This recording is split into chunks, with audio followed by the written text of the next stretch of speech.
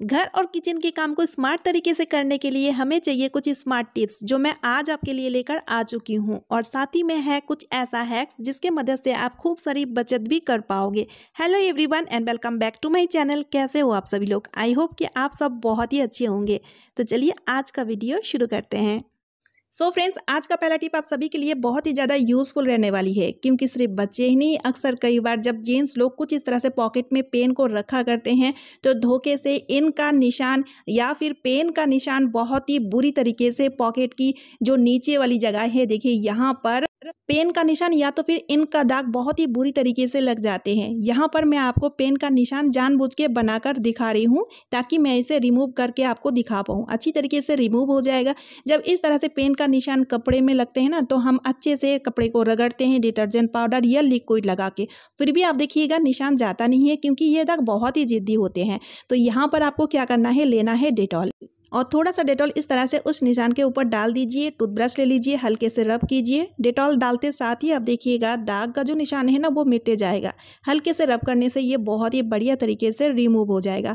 तो बिना धुले आप इस तरह से दाग को अच्छे से मिटा सकते हो, चाहे कपड़े में हो या हाथों में कई बार लगा देते हैं। अब देखिए फ्रेंड्स, मैं आपको वाइट कपड़े में दिखाती हूँ ताकि अच्छी तरीके से आपको समझ में आए, क्योंकि कई बार बच्चे लोग अपने ही यूनिफॉर्म में कुछ इस तरह से पेन का निशान बना देते हैं। तो आपको टेंशन लेने की ज़रूरत बिल्कुल भी नहीं है, क्योंकि वाइट कपड़े में से भी पेन का निशान बहुत ही बढ़िया तरीके से रिमूव हो जाएगा। चलिए देख लेते हैं। तो इस निशान के ऊपर भी मैंने डेटॉल थोड़ा सा डाल दिया है और इस तरह से ब्रश की मदद से हल्के से रब करते ही आप देख ही सकते हैं कितना बढ़िया तरीके से ये निशान छूट चुका है।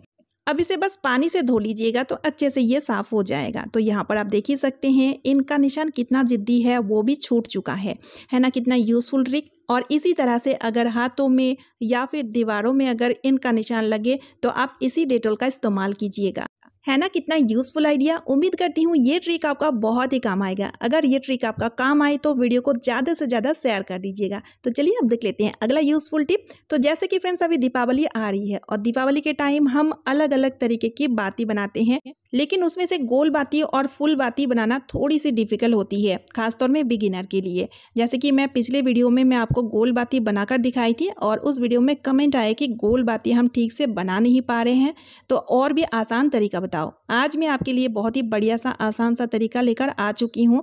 चाहे तो आप कभी भी बाती नहीं बनाए हैं तब भी आप बना पाओगे, ठीक है? तो इसके लिए आप थोड़ी सी कॉटन ले लीजिए, ठीक है? फिर उसके बाद इसकी किनारों को कुछ इस तरह से मोड़ते हुए इकट्ठा कर लीजिए और उसके बाद आपको लेना है यहाँ पर करची। तो कोई भी करची आप ले सकते हैं, जैसे कि यहाँ पर मैं झारा ली हूँ और इसके हैंडल में देखिए एक छोटी सी छेद है, उस छेद में इसकी मुंह को डाल दीजिए, ठीक है? कॉटन की मुंह को डालने के बाद अब आपको लेना है दूध और दूध से उंगली को गीला कर लीजिए और इस तरह से हल्के से घुमाइए। इससे क्या होगा, इसकी मुंह खुलेगी भी नहीं, साथ ही साथ इसकी नोक भी बहुत ही बढ़िया तरीके से तैयार हो जाएगी। देखिए बिगिनर के लिए कितना आसान सा आइडिया है ना फ्रेंड्स। चलिए मैं आपको और एक बनाकर दिखा रही हूँ, ध्यान से देखिए, बहुत ही आसान है।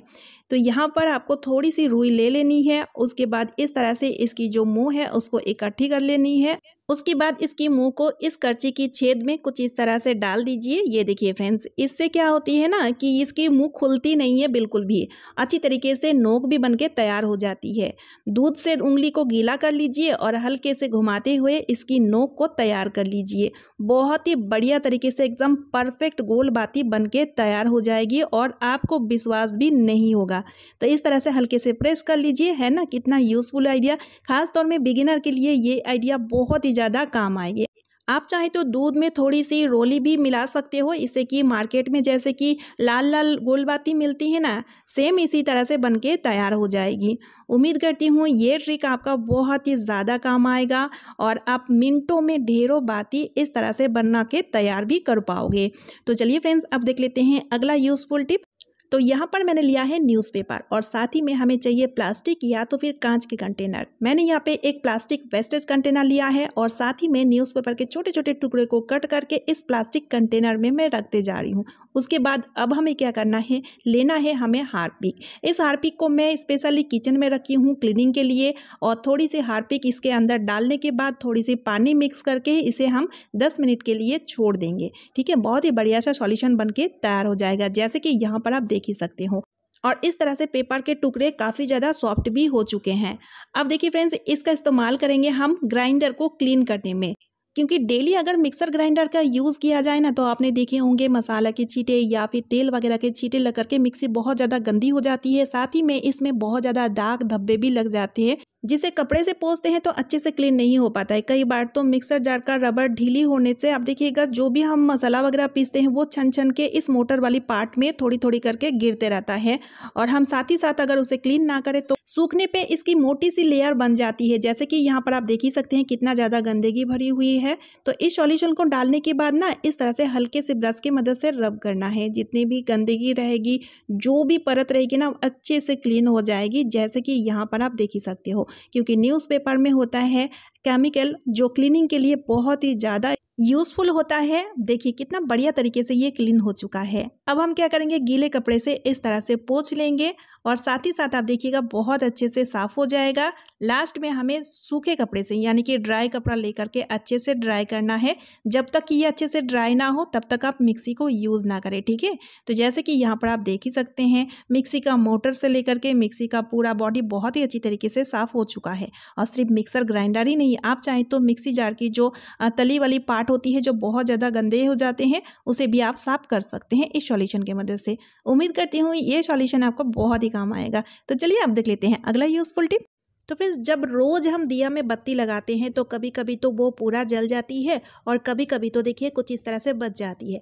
जैसे कि अभी दीपावली आ रही है, दीपावली के टाइम सभी लोग दिया बत्ती तो जलाते ही हैं, तो उसमें से काफ़ी इकट्ठी बहुत सारी बाती रह जाती है। तो देखिए इसे हम ऐसे वैसे जगह में तो फेंक नहीं सकते हैं, कई लोग तो गमले में डाल देते हैं और कई लोग तालाब में डाल आते हैं।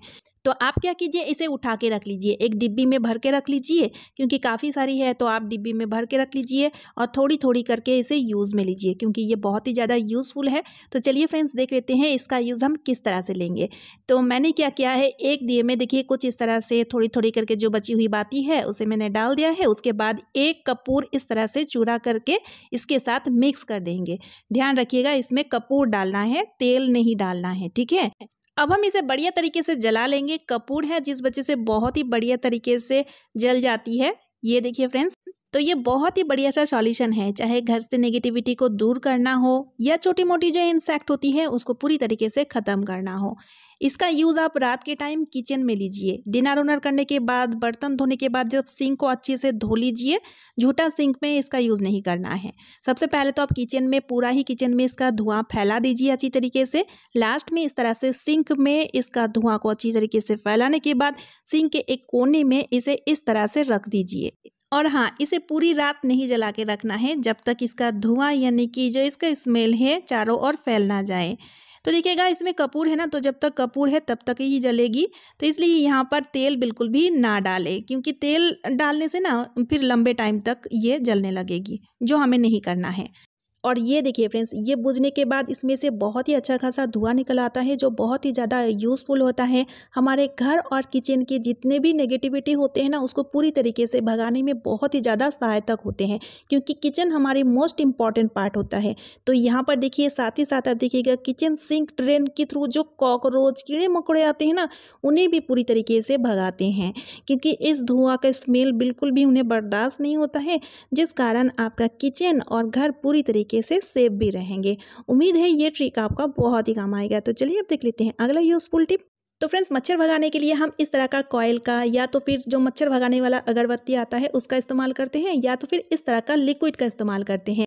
लेकिन कई बार ऐसा होता है कि घर में ये सारी चीज़ें नहीं है और मच्छर बहुत ज़्यादा काट रहे हैं। तो अब क्या कीजिए, ले लीजिए अगरबत्ती। हम सभी के पास अगरबत्ती तो होता ही है, तो इसमें से आप एक दो अगरबत्ती जितना यूज़ करना चाहते हैं आप उतना अगरबत्ती ले लीजिए। अब हमें क्या करना है, एक पेपर लेना है और इस पेपर में इस तरह से मैं अगरबत्ती को रख लूँगी। उसके बाद हम इस तरह का काला हीट या लाल हीट भी आप ले सकते हैं, हमारे घर में तो होता ही है। अगर हो तो बहुत ही बढ़िया है। तो इसके मदद से आप बहुत ही बढ़िया सा मच्छर भगाने वाला अगरबत्ती बना सकोगे। तो यहाँ पर आपको कुछ नहीं करना है, इस नॉर्मल सा यानी कि सिंपल सा अगरबत्ती के ऊपर इसे थोड़ा सा स्प्रे कर देना है। उसके बाद आप देखिएगा बहुत ही बढ़िया तरीके से मच्छर भगाने वाला अगरबत्ती बनके तैयार हो जाएगा, जिसके मदद से आप मच्छरों को भगा सकोगे। ठीक है, ये जलता भी बहुत ही बढ़िया तरीके से। चलिए मैं आपको जला के दिखाती हूँ। ये देखिए, फ्रेंड्स, तो है ना कितना बढ़िया सा ट्रिक। उम्मीद करती हूँ ये क्लेवर हैक आपके लिए बहुत ही ज़्यादा कभी ना कभी तो काम आएगा। अगर काम आए तो वीडियो को लाइक और शेयर कर दीजिएगा।